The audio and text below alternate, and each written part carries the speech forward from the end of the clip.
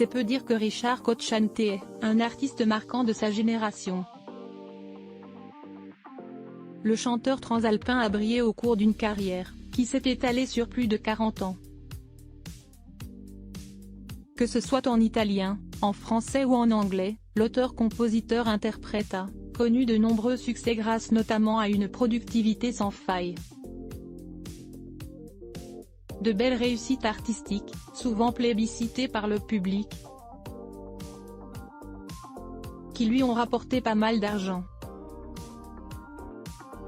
De jolis gains donc, qu'il ne faut pas oublier de déclarer aux autorités sous peine de s'exposer à des sanctions judiciaires. Sauf qu'au cours de la première décennie du nouveau millénaire, en 2001 précisément, Richard Cocciante est rattrapé par une affaire de fraude fiscale qui aurait eu lieu un an plus tôt. En effet, la justice l'accuse cette année-là d'avoir dissimulé pas moins de 6 millions d'euros au fisc lors de sa déclaration de revenus. Une somme considérable pour le chanteur, qui encourt alors de grosses et sévères peines. Seulement, il n'est pas le seul concerné dans cette histoire, puisque sa femme Catherine Boutet est elle aussi impliquée. Alors qu'ils sont mariés depuis 1983, le compositeur de la célèbre comédie musicale Notre-Dame de Paris, 1998, et son épouse se retrouvent en pleine tourmente et doivent surmonter cette épreuve. Si la France me boude, je la bouderai, avait-il annoncé publiquement, trouvant dommage que les artistes, dont les revenus peuvent varier d'une année à l'autre, attirent ainsi l'intérêt du fisc.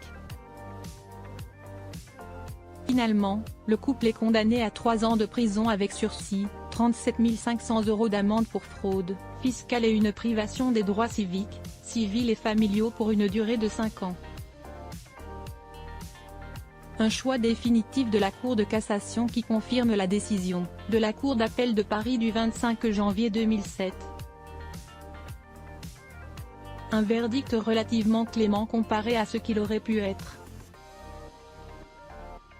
Effectivement, en mars 2006, la justice avait condamné en première instance les époux à 30 mois d'emprisonnement, dont 10 fermes.